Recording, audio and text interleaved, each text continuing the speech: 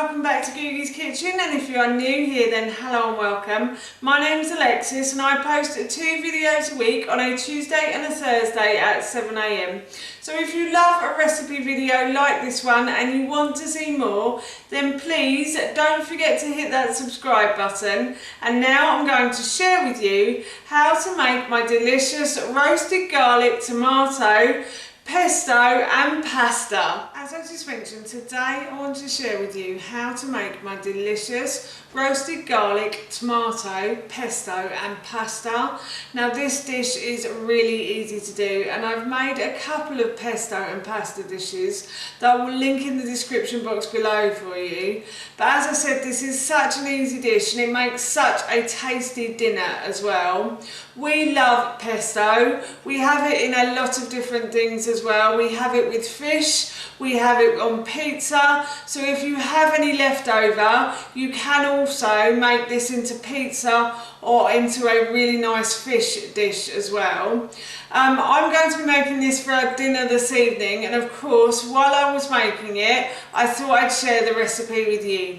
So here is how to make my delicious roasted garlic, tomato, pesto and pasta. First thing I'm going to do is I'm going to preheat my oven to 200 degrees. While my oven is preheating, I'm going to prepare my ingredients that need to go into the oven. So this recipe is slightly time consuming, but trust me, the effort that you put in is worth the result. So for the first ingredient I have about 500 grams of on-the-vine tomatoes. On-the-vine tomatoes I find have a lot more flavour than just ordinary tomatoes that you buy from the supermarket. So if you can afford to buy on the vine, then please do, because they will make it taste that bit nicer, I think, personally for me anyway.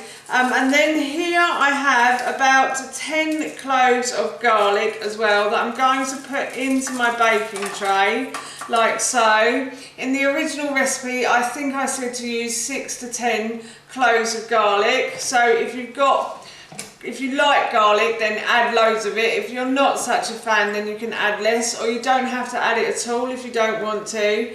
And then I'm also going to drizzle over some olive oil on top of these tomatoes and onto the garlic as well. And I'm also going to put a pinch or 2 of salt on here as well, because salt I find brings out the flavour of the tomatoes, especially when they're grilled or oven baked as well. It really does make them taste really good. So yeah, I'm just going to put a few pinches of salt on there, and then I'm also going to add a little bit of pepper as well. Not too much, because I'm serving this to my son and he's not a great pepper fan. He will eat peppery food as long as he doesn't, he can't really taste it, so I have to only put a little bit in for now. And now what I'm going to do is I'm just going to toss all of these ingredients together in this pan, and I'm going to put this into the oven now for about 25 to 30 minutes, or until the tomatoes start to split. That's when you know that the juices are going to run and they're going to be so tasty. So the tomatoes have been in the oven for about 30 minutes now, and they've started to split on the top, so they're perfect, they're cooked. And the garlic is a lovely golden brown colour as well. And I've got a little bit of oil that I can add to the pesto as well. So I'm going to remove this from the oven now, and I'm going to leave it to cool. The tomatoes and the garlic that I cooked earlier have cooled completely. They're actually touchable now. So I'm going to put the tomatoes into the bottom of my blender like so.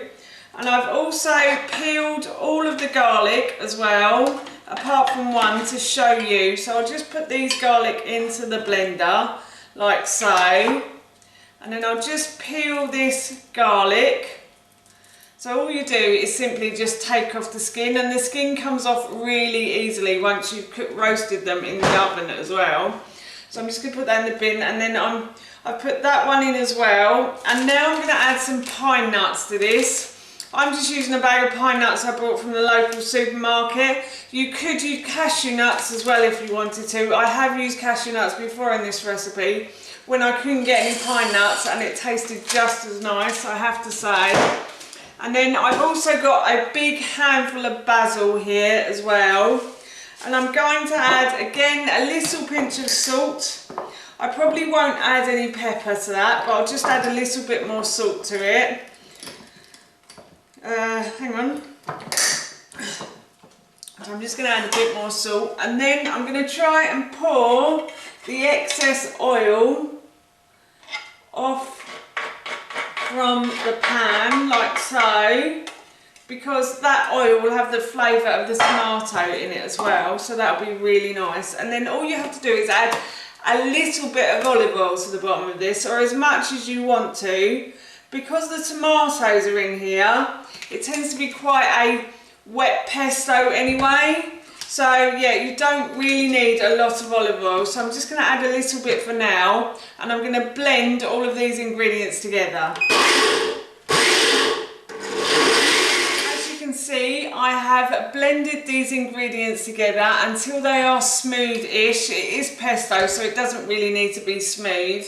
And now what I'm going to do is I'm going to boil some pasta as per the packet instructions, and then I'm going to put the two together, and that will be our dinner done. That's how you make my delicious roasted garlic tomato pesto and pasta, and that recipe I will link in the description box below for you. As I mentioned earlier, we're going to be having this for our dinner this evening, and it smells so good. I am off to eat it now. So for now, that's it from me. Thank you so much for watching. Please feel free to give me a big thumbs up if you enjoyed this video, and please feel free to leave any comments below, and please don't forget to hit that subscribe button. See you all soon. Bye.